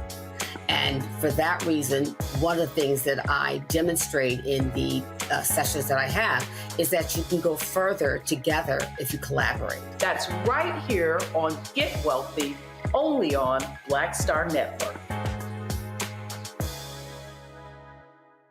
Next on the Black Table with me, Greg Carr. An hour of living history with Dr. Richard Mariba Kelsey, thinker, builder, author, and one of the most important and impactful elders in the African American community. He reflects on his full and rich life and shares his incomparable wisdom about our past, present, and future. African genius is saying that my uncle was a genius, my brother was a genius, my neighbor was a genius. I think we ought to drill that in ourselves and move ahead rather than believing that I got it. That's next on the Black Table, here on the Black Star Network.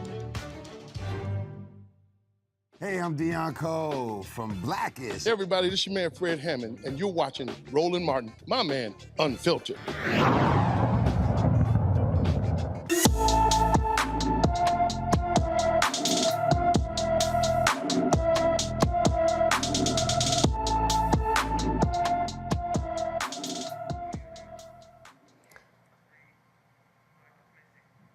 Miranda Connor left her Denver, Colorado home February 3rd, 2023 at 1 a.m. to meet someone.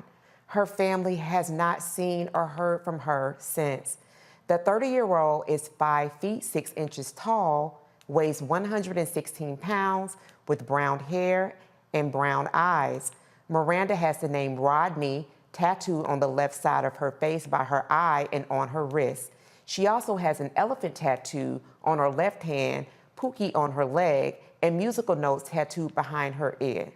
Anyone with information about Miranda Connor is urged to please call the Denver, Colorado Police Department at area code 720-913-2000.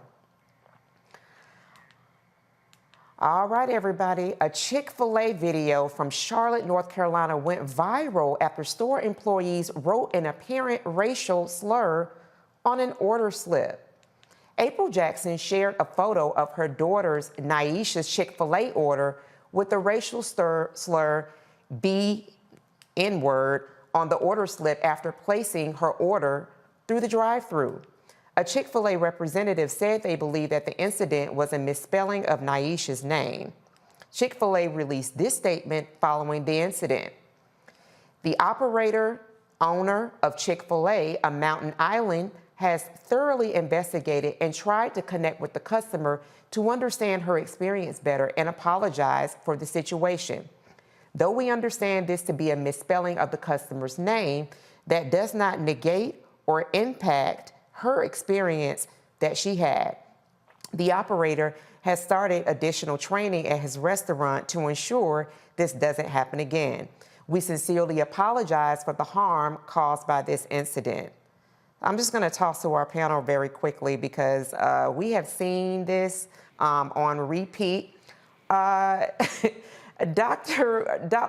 Greg Carr, Naisha, and what was written are two totally different things. What are you saying? Because Chick-fil-A has been problematic for quite some time. What are your thoughts around this misspelling of Naisha's name?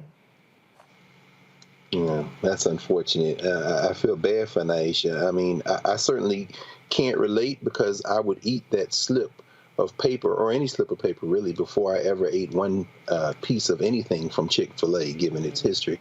I would starve, in fact, before I ate Chick-fil-A. I shouldn't go that far. I suppose I would have to if I had a choice between starving and eating Chick-fil-A. Perhaps I'd eat it then.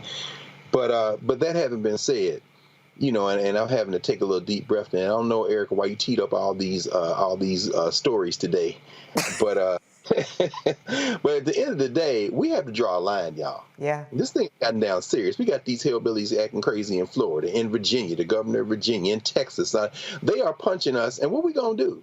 Right. You know, this is when we stop it. You know what? Support Roland Martin Unfiltered. Of course, they were going. Look, they're going to take Carlos out, but they're not going to give that money to Roland Martin. That is up to us until and if that never happens. So guess what? If you don't go to Chick-fil-A, they won't mess around and put the N-word on your slip.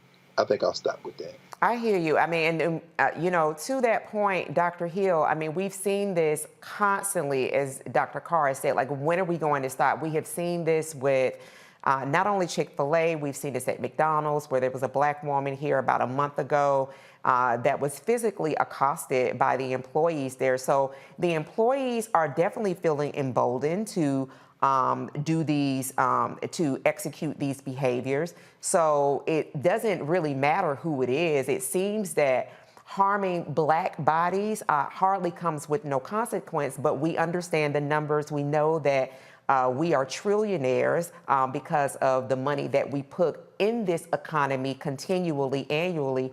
What are your thoughts behind what Naisha's experience has been, and to Dr. Carr's point, the decision that we have to make collectively about where we actually put our dollars? Right. I think the first thing is I wonder if the community is really responding. Are they shutting some stuff down? Because, you know, when you shut stuff down, when you attack people financially, when you go for their pocket, they begin to listen and make those changes.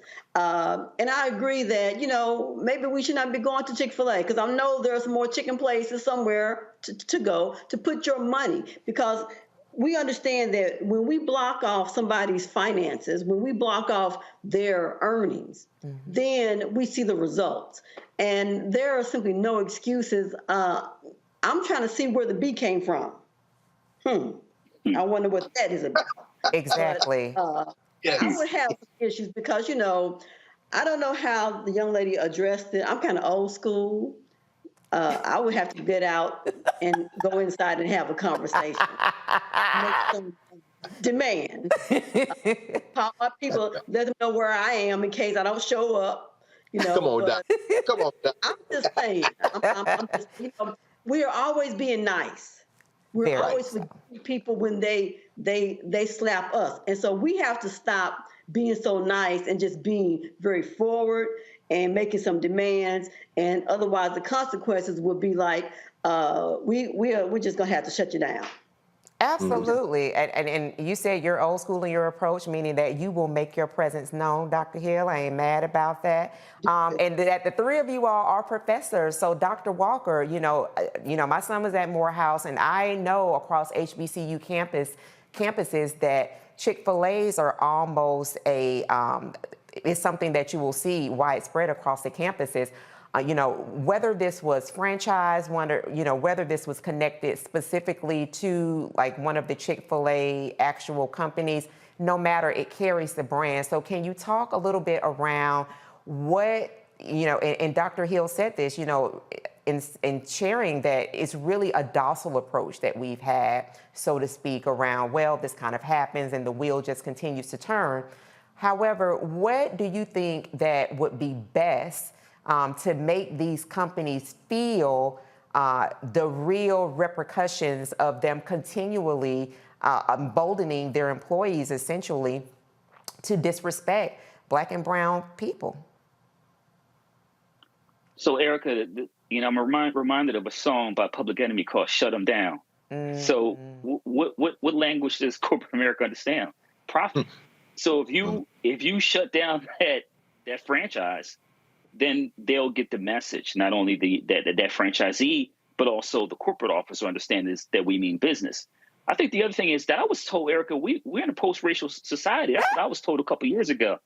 But I got to tell you, it feels like someone's boot is on my neck every time I walk outside my house. So I think we need to be, when it comes to protest and also the financial impact that we have to make sure these entities feel can't be short-term. So once again, if we're going to protest, we have to tell folks in our community, don't buy from there. And then we need to make sure we're there every day to make sure they're not making a profit. And then they'll get the message. Absolutely. Absolutely. And so we're going to head to another story and get a little bit of feedback. Tennessee's largest county is following in the footsteps of other state and local governments considering reparations for descendants of enslaved people. commissioners approved a resolution to study reparations for descendants of enslaved people. All 8 Black members of the 13-member board supported the message. This study comes after outrage after the beating death of Tyree Nichols. 5 Memphis police officers have been charged with his death. The resolution will allocate $5 million to research and find actionable items addressing 5 key areas: increased access to affordable housing and home ownership, health care, criminal justice reform, enhanced career opportunities, and financial literacy and generational wealth. Commissioners who voted against the resolution say the county does not have the funding to pay for the study or develop a framework to implement it. So I'm just going to pause here very briefly and then have Dr. Carr get his thoughts on it before we go to break. So we've been talking about Tennessee a lot. Tennessee, with regard to this Board of Regents that's threatening essentially to overtake Tennessee State University, and now this reparations study that you do have some commissioners that are pushing back on. What are your thoughts around that, Dr. Carr? Well, I mean, we're saying it all the time, Erica. You said there's a 13-member board of county commissioners, and all 8 Black members voted. Let me see. Let me do the math here. 8. Yeah. Voting matters. 8. We don't give a damn what y'all think. The reparations strategy is very important. There's a lot of debate. Myself, I'm a member of the board of the National Coalition of Blacks for Reparations in America, and COBRA. You know, we don't have a full agreement on reparations, but I will say this: when you embrace reparations as a strategy, you stop backing up. The punk comptroller of Tennessee, Jason Mumpower, he's a punk. He doesn't understand trying to have dialogue. He says there's a failure of communications. I got something for you, baby. Reparations. We pay taxes. I want my money back, punk.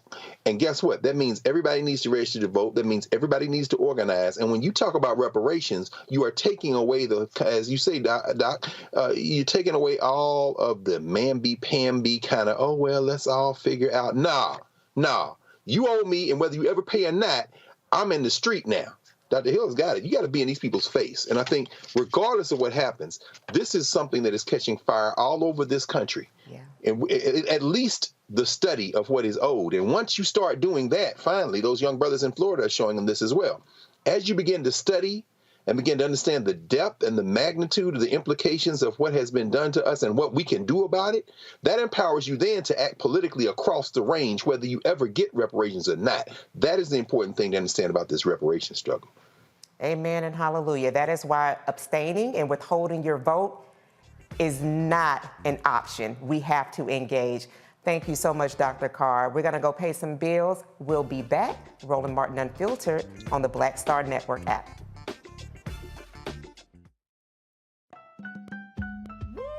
We're all impacted by the culture, whether we know it or not. From politics to music and entertainment, it's a huge part of our lives, and we're going to talk about it every day right here on The Culture with me, Faraji Muhammad, only on the Black Star Network. Hatred on the streets, a horrific scene, a white nationalist rally that descended into deadly violence. White people are losing their damn minds. As an angry pro-Trump mob storms the U.S. Capitol, we've seen shooting. We're about to see the rise of what I call white minority resistance.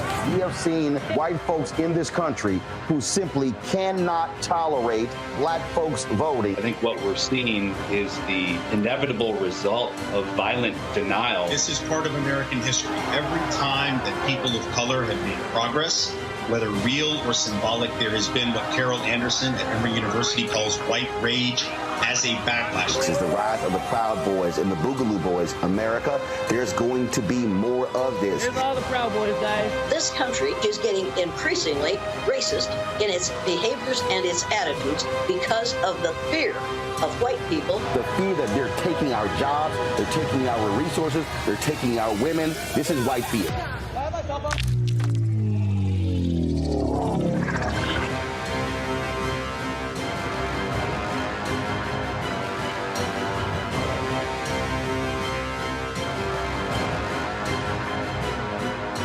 Hello, everyone. I'm Godfrey, and you're watching Roland Martin Unfiltered. And while he's doing Unfiltered, I'm practicing the wobble.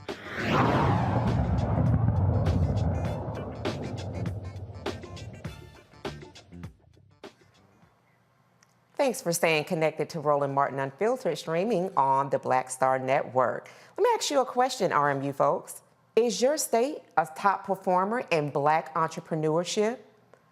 What is the economic impact of Black entrepreneurs, and how do we level up to the righteous abundance that our grandmothers and grandfathers sowed but never reaped?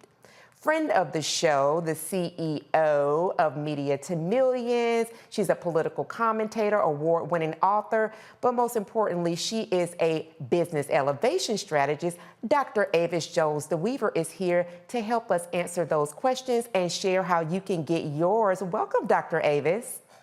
Well, thanks for having me. Good to see you. Oh, gosh, it's always excellent to see you, Dr. Avis, and really appreciate your time. I know, as I shared with Reese, your time is very precious. You're very busy. So thank you for giving us a few minutes to talk about something that you are very much so passionate about. I was reading something very interested in that was so interesting, and it was a published piece by SCORE. And SCORE, for those who may not know, is a nonprofit organization with a network of business mentors, and they also mentor other up-and-coming business folks. And so what they talked about is that Black entrepreneurship essentially is thriving, and that there has been a 23% uptick in revenue for Black entrepreneurs, and that number is pretty much double what folks are making as employees. And so as a person, again, as I said, that is multi-hyphenated, extraordinarily successful, you are a millionaire coach and doing incredible work. Talk to us about what those numbers mean and why it is important for people, even if they are working what we say is a traditional 9-to-5, to explore entrepreneurship, because it's most likely they're probably doing it already. Absolutely. Well, here is my sort of spin on those numbers. It's really showing us that we are really understanding that when we take our genius out into the marketplace, we can make bank. And as you alluded to, for me, it's really about, for those who are in the 9-to-5, I always believe that it makes sense to have additional sources of revenue that you can depend on coming into your home, because quite frankly, we know that we're not paid fairly in the workplace. The wage gap is the wage gap, and it's a race and gendered wage gap. Black men face wage gaps and Black women face wage gap. None of us are paid fairly in the workplace. And also, you know, we're in a situation right now where, do you really want to leave your future up to somebody else's spreadsheet in terms of whether or not they can keep you or even want to keep you at their place of employment? I think not. I believe that this is the time when you need to figure out, how can I monetize my genius? How can I take something that I'm really good at or that I really enjoy and turn that into a monetizable future for me and my family? Even if you're doing it alongside of your job, the bottom line, that provides a mini way in which you can create your own economy, whether or not you want to do that completely on your own or whether or not you want to do that as the quote unquote perennial side hustle. It's a smart thing to do any way you slice it. Absolutely. And as you are, you know, leading hundreds, thousands of people into discovering those spaces in which they can monetize the things that they're already most likely doing, Dr. Avis, then also can you share with the audience around, so people may be seeing things that are online and really not knowing what's for them, but that, you know, we've just talked about stories where we're taking our money places and not being fully respected. So can you share with people that, you know, they're probably already spending that money elsewhere, but actually taking that money and actually concentrating that money into the space where they can actually see profits and revenue for them and their families? Absolutely. I mean, to me, it all comes back to the importance of supporting each other, supporting Black businesses, having our dollars regenerate in our own communities.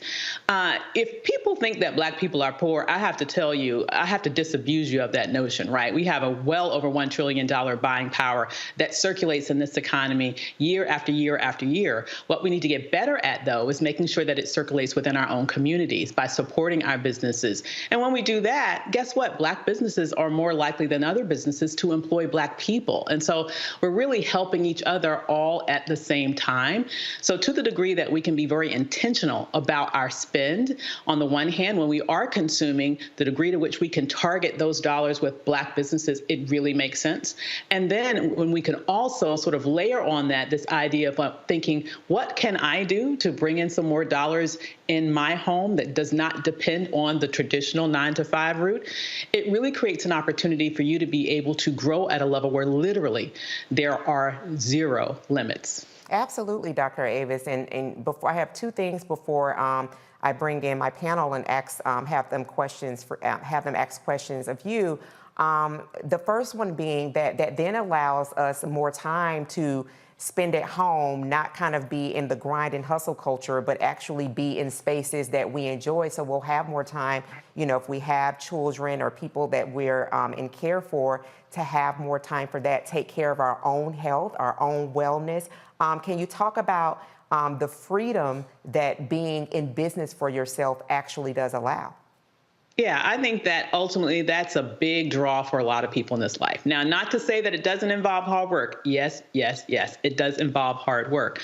But depending upon what job you do and pretty much in terms of your business, what you choose to do, the bottom line is you largely have a lot of control over your schedule. Like, when do you want to do it? Where do you want to do it? Do you want independence in terms of location freedom? Do you want geographic freedom? Do you want time freedom? Do you want to be able to not have to be in a certain place at a certain time every day, but still be able to make revenue? I think that's one of the reasons why people really enjoy entrepreneurship. And as your business grows, quite frankly, you're going to get to a point where it's going to be beyond the solopreneur stage. You'll be able to bring on a team. You'll have other people that are part of making your vision real. And so that also will increase the level of freedom and flexibility that you have while your business continues to grow. And so before the panel comes in, that second question that I had for you is that you will actually be bringing this information to people, your Next Level Abundance Tour, which you are a shining receipt in that. Can you talk about that tour quickly here, and then the cities that some of the people have asked you to provide this information? Absolutely. So I'm so excited to be kicking off my Next Level Abundance Tour next month. We'll be starting it in Atlanta and then Charlotte. We'll also be going to Houston and LA. Looks like we'll probably add in Sacramento, New York, Philadelphia, and of course, round it out right back in Washington, D.C. I'm so excited about this tour. And the whole goal here is to really bring information, particularly to Black women entrepreneurs, around how they can take their businesses and level it up to the next level. To be perfectly transparent, my goal is to make sure that we create more Black women millionaires. I think that as we get to a point where Black women have greater economic power, we understand how to make sure that not only that we thrive personally, but make sure that our entire communities thrive. And that's really the goal of what we're doing here. That's real leveling up. And so how can people get more information on the tour, the city, and things of that nature, Dr. Avis?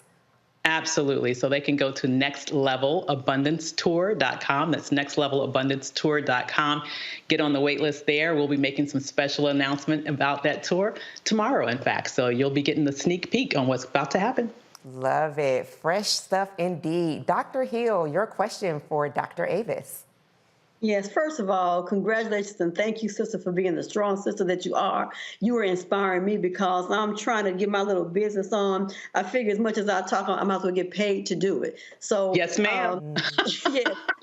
Can you share some advice in terms of making sure that we get other people to know to support other Black businesses? One thing that I try to do is that I urge people, I have a list of all the Black-owned businesses that I know of in my town, and I share with others. What are some things that we can do to make sure that we let each other know, besides each one teach one and tell one? Yes. That's an excellent question. And before I answer your question, I do have to give you a tip here. If you want to go ahead and monetize your speaking, please do, because I want you to understand that people are getting paid $10,000, $15,000, $20,000, $50,000 plus and up per speech. So that is a very lucrative space to go into. Okay. So beyond that, I also want to say you're exactly right.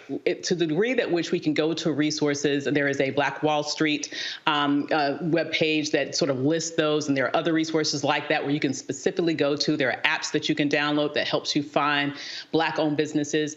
So that's one thing that the consumer can do. But I also want to encourage business owners themselves to be very aggressive. And one of the challenges that I do see sometimes with business owners, particularly those that are new, they're not very vocal about the fact that they even have a business. And one of the things that I always say is, if nobody knows you're in business, you're not in business. So the last thing you need to do as an entrepreneur is try to be, quiet about it.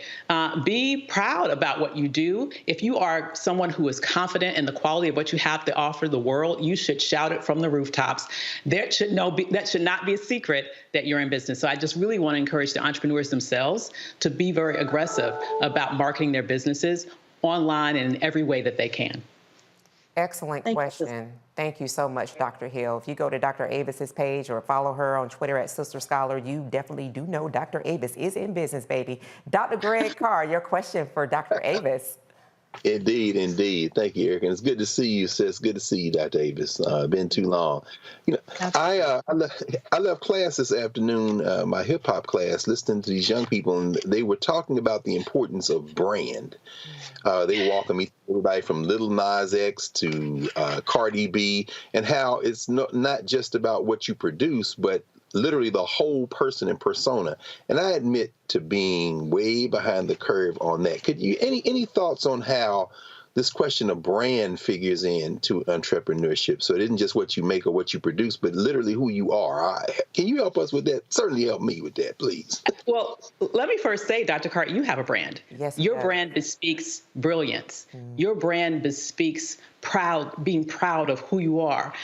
Your brand bespeaks warrior energy. And, to me, that is part of your brand. And so to me, what brands are, it's what people think of you before you even say a word. And that is something that is curated and put together by your actions and by how you show up in the world. So when you think of different celebrities like what you've mentioned, I think what most people need to understand, particularly entrepreneurs, is they need to understand that everything that they think about these celebrities is not by accident. It's by design. It's a very calculated strategy to get you to think whatever they want you to think about them. And so as an entrepreneur, you need to think about that strategically with your business in terms of the brand that bespeaks your business, but also your personal brand, because in this day and age, the two are very much intertwined. And if you are someone who understands how to build a powerful brand, that goes a long way towards marketing, as I alluded to previously, without literally costing you a dime, because it will attract the attention that otherwise you would have to pay thousands upon thousands of dollars for.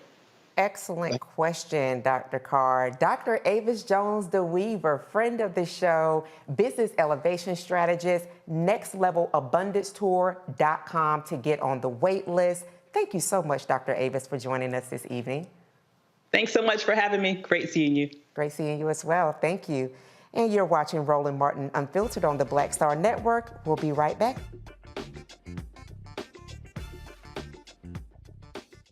When you talk about blackness and what happens in black culture, we're about covering these things that matter to us, speaking to our issues and concerns. This is a genuine people-powered movement. There's a lot of stuff that we're not getting. You get it, and you spread the word. We wish to plead our own cause.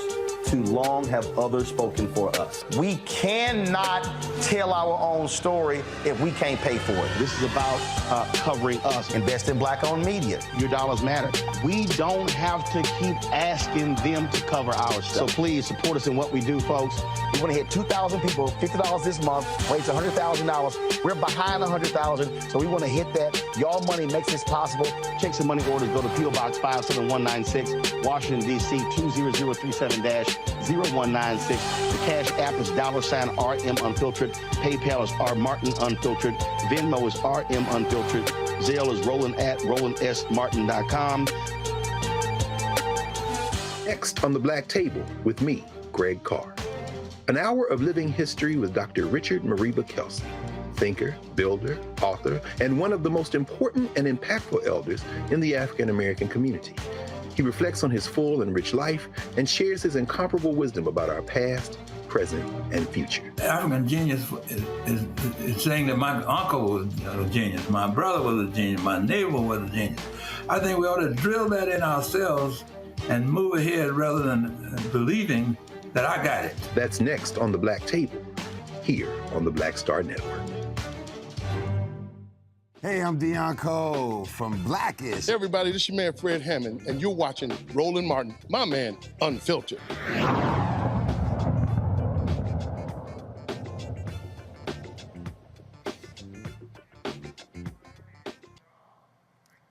Welcome back to Roland Martin Unfiltered, streaming on the Black Star Network. With the focus shifting from DEI efforts, one area that's gained spotlight in corporate and entrepreneurial spaces is executive presence and confidence.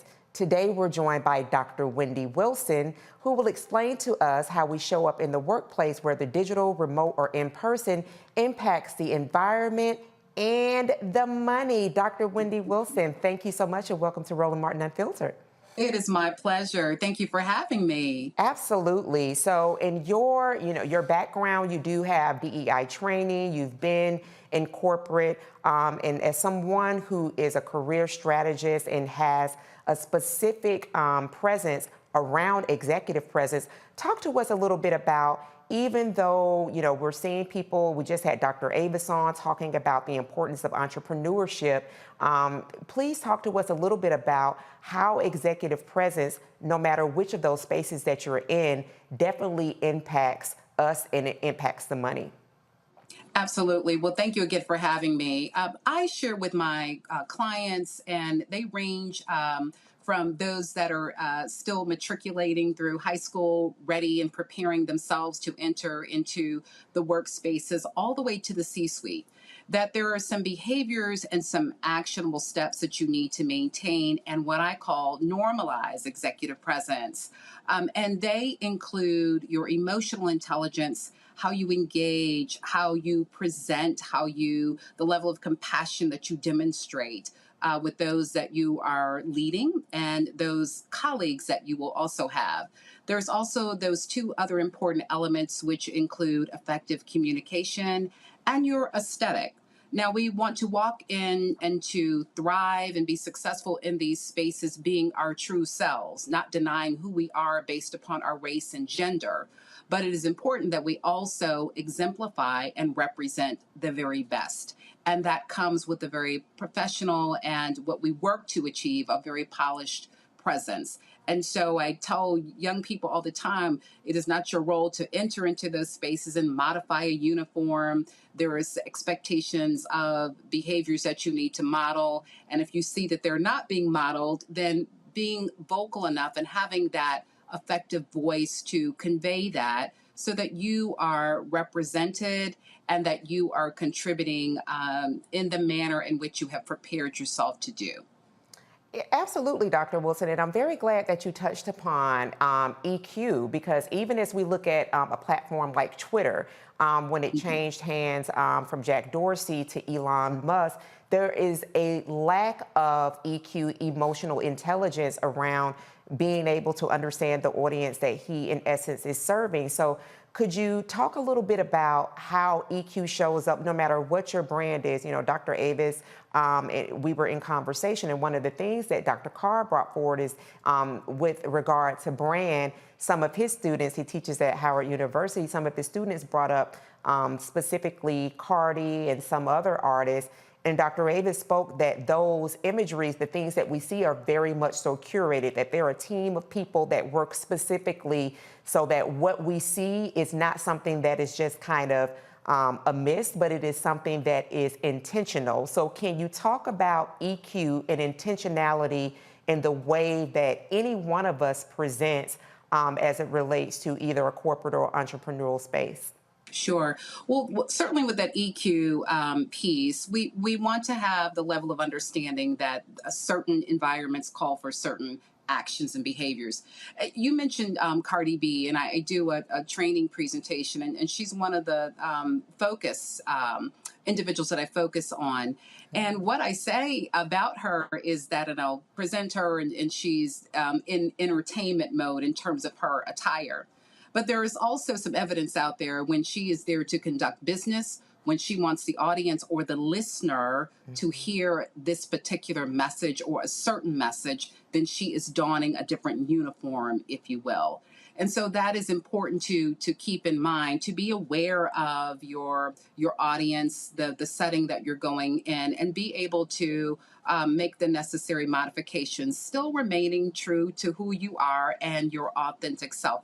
It is absolutely achievable. Regarding the social media platforms, you mentioned Twitter a few moments ago, and emotional presence playing out on that. Understanding that that is a worldwide and international stage. And civility is always in order. Respect is always in order. Proper decorum is always in order. And we have seen time and time again when folks epically fail, they are held accountable for that. And it is oftentimes very difficult to recover. So the goal, again, as I shared earlier, is to normalize those behaviors that will allow you to successfully navigate, achieve the level of success that you desire and you seek, and be representative of who you are and the organization that you're representing. Thank you so much, Dr. Wilson. We just have a few minutes remaining in the show, so I want to have my panel come in and ask you a few questions. Certainly. We're going to go to Dr. Walker first. Dr. Walker, your question for Dr. Wilson. Yeah, Dr. Wilson, I want you to talk about, it relates to the workplace, the importance of having a healthy culture for leaders. Absolutely, absolutely. And it starts with leaders. I share all the time with individuals that, again, it's the basics. It's the things that our parents taught us, that mother wick, the acts of civility, being kind, being respectful. And if you find an organization where there is low morale, people are just having difficulty delivering or providing the service that they are being tasked with or being paid to perform, you need to take an assessment of the culture and the climate. And it's more than just doing a study. It is then taking those actionable steps and holding people accountable, whether they be in the C-suite or whether they just walk in the door at the entry-level space. Great question. Leaders' behavior is definitely important in any organization. Dr. Hill, your question for Dr. Wilson. Yes, thank you. So my question is, passionately Black may be seen as aggressively white. And so it sounds like we have to code switch, something that we've all been taught how to do. How do we negotiate our code switching methods in an environment to be our authentic selves when we have the backlash against us, regardless of how well we code switch, how well we are show our true self, our passionate, our kind selves, and we still get this pushback? What can we do? I think when the pushback arrives, you need to face it head on. And again, as I started off, and I'm staying true to that, is to remain your authentic self. And then, ask for evidence. And there needs to be some ongoing conversations in terms of what diversity looks like, what it's comprised of, and honoring and recognizing those differences, and not making assumptions about an individual based upon their race, based upon their gender, and based upon what you may have been taught.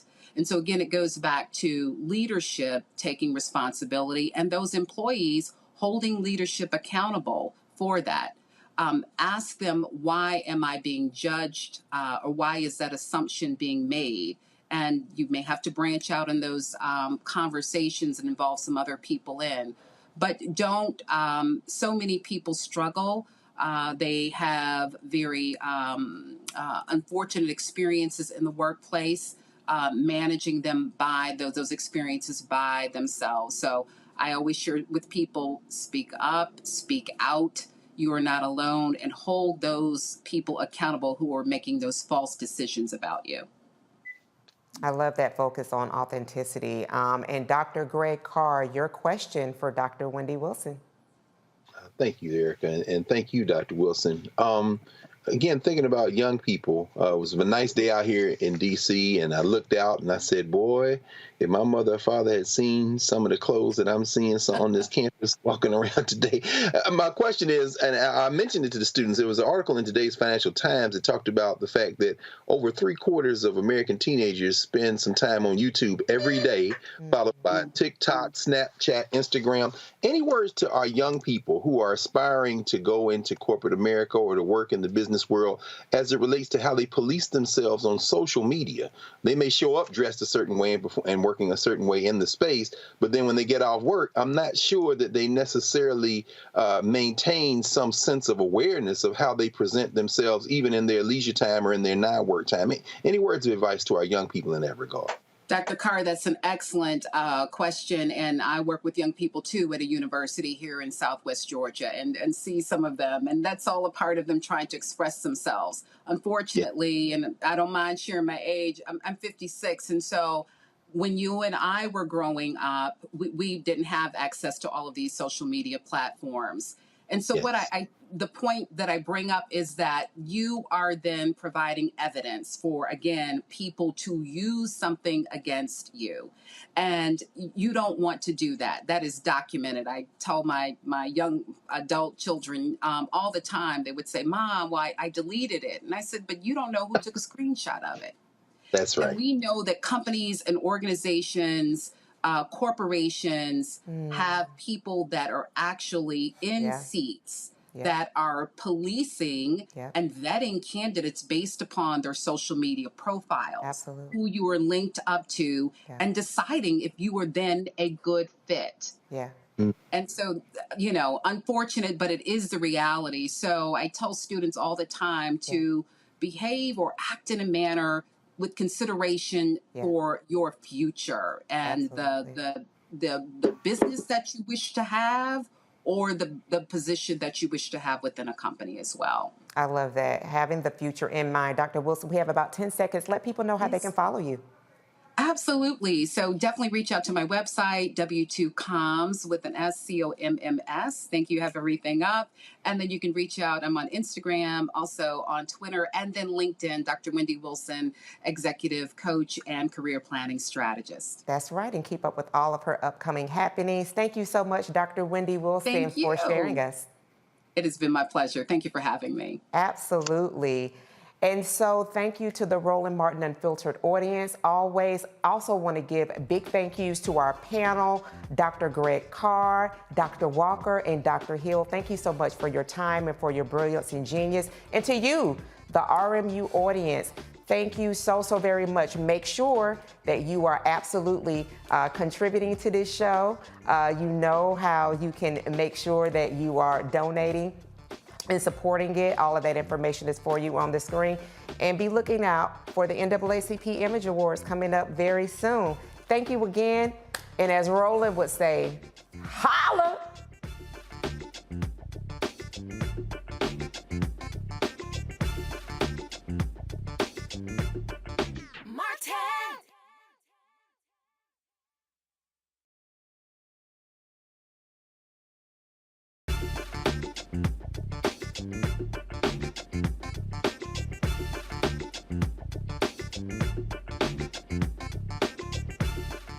Network is it.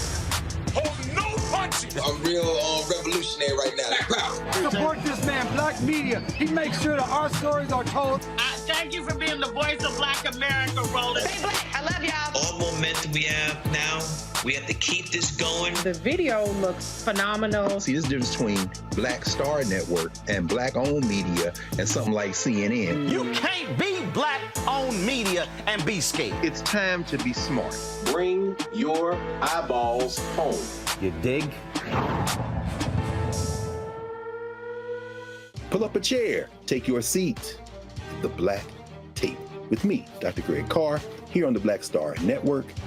Every week, we'll take a deeper dive into the world we're living in. Join the conversation only on the Black Star Network. Hi, I'm Dr. Jackie Hood Martin, and I have a question for you. Ever feel as if your life is teetering and the weight and pressure of the world is consistently on your shoulders? Well, let me tell you, living a balanced life isn't easy. Join me each Tuesday on Black Star Network for A Balanced Life with Dr. Jackie. We're all impacted by the culture, whether we know it or not. From politics to music and entertainment, it's a huge part of our lives, and we're going to talk about it every day right here on The Culture with me, Faraji Muhammad, only on the Black Star Network. I'm Deborah Owens, America's Wealth Coach, and my new show, Get Wealthy, focuses on the things that your financial advisor and bank isn't telling you, but you absolutely need to know. So watch Get Wealthy on the Black Star Network.